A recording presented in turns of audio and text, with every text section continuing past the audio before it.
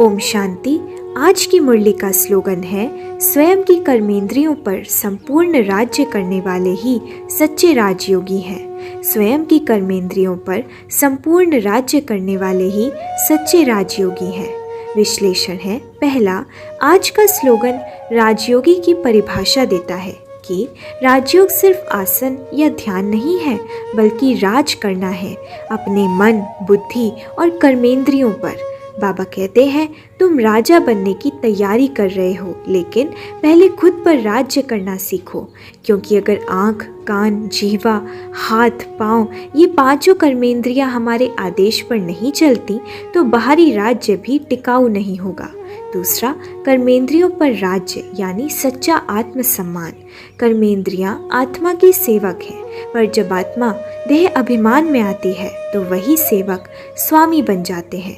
आंखें तृष्णा में दौड़ती हैं, जीवा स्वाद में फंसती है, वाणी व्यर्थ में बह जाती है।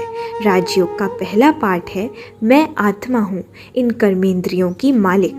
जब आत्मा यह स्मृति में रहती है तब ही वाणी मधुर, दृष्टि पवित्र और कर्म श्रेष्ठ बनते हैं।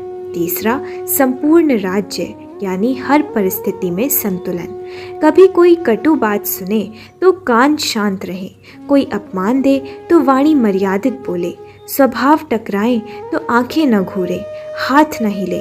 यही है सच्ची राजाई, बिना सिंहासन के सिंह बनना। चौथा है, यही योगी की पहचान है। सच्चा योगी वह नहीं जो गुफा में बैठा है, बल्कि वह है जो भीड़ में रहकर भी स्वयं की कर्मेंद्रियों पर संपूर्ण नियंत्रण रखता है।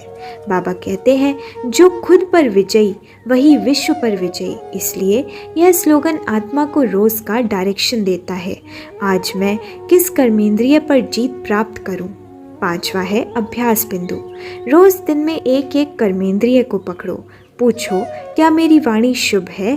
क्या मेरी दृष्टि दैवी है? क्या मेरी जीवा सीमित लालच से मुक्त है? जितनी जीत कर्मेंद्रियों पर, उतना ही ऊंचा भाग्य निश्चित। अच्छा, ओम शांति।